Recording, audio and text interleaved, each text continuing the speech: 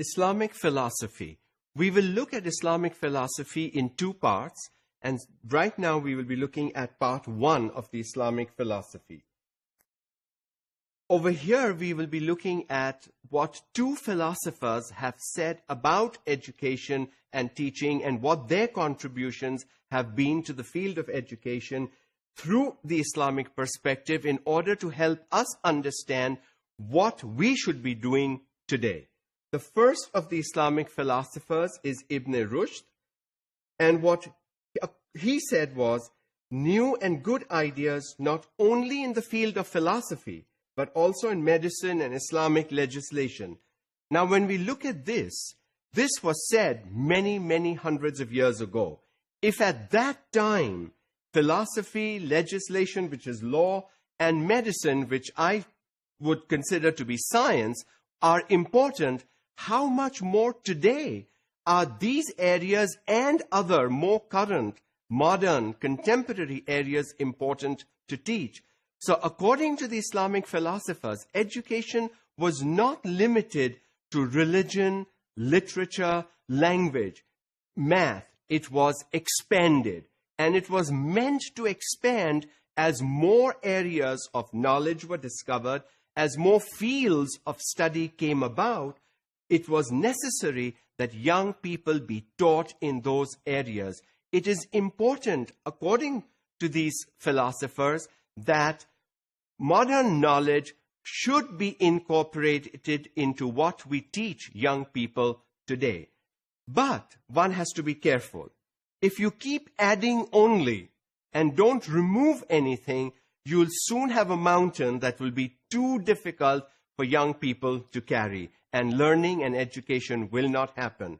When you add something new to what you are trying to teach, you have to remove something that no longer is needed. That balance has to be maintained. If you don't maintain the balance, then there will be trouble, because you will be teaching too much and not much will be retained, learned, and used by the students. Again, continuing with Ibn Rushd, his great works were Kulya Fit Tib, which is 16 volumes in general medicine.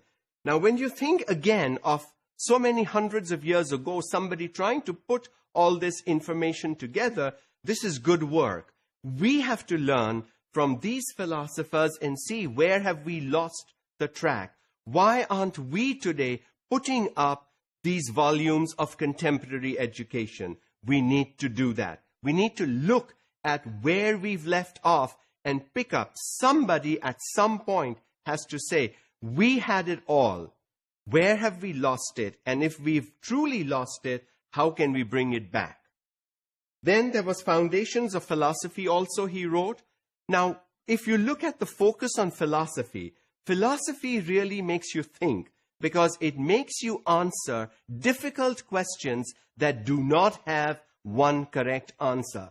So these old philosophers of the Islamic era understood the essence of open-ended questioning, which we today somehow have lost. We look for one right answers. We look for checking things with an answer key. They did not. They had a much more open mind. They believed in the student's ability to respond, answer right the way they thought, because they believed that the students had a mind that they could use productively on their own. They did not have to reproduce everything that they told the students in the classrooms alone. The second philosopher is Al-Ghazali, one of my personal favorites. Produced more than 400 literary works in theology, which is the study of religion, philosophy, science, and Sufism, a mystic tradition within Islam. Again, when you look at the time period when all this happened, science was productive, science was taught, science was encouraged, together with religion, philosophy, and other areas of study. And that is important, not to limit education to only these particular areas that one thinks are important, but to open education to areas that go beyond what one thinks are important. His great works, this is Ghazali's great works, are Hiyaul Ulum al-Din, a broad field of Islamic science, jurisprudence, logic, and Sufism. Now, if you look at those four combinations here, logic is thinking, Islamic science is teaching science through the Islamic perspective, and Sufism, which is another offshoot of Islam, which must be taught. And these areas were integrated. They were taught together. They were not taught as isolated disciplines. Because they were not taught as isolated disciplines, individuals learned more through these kinds of integrated fields of study rather than the compartmentalized education that we offer students today.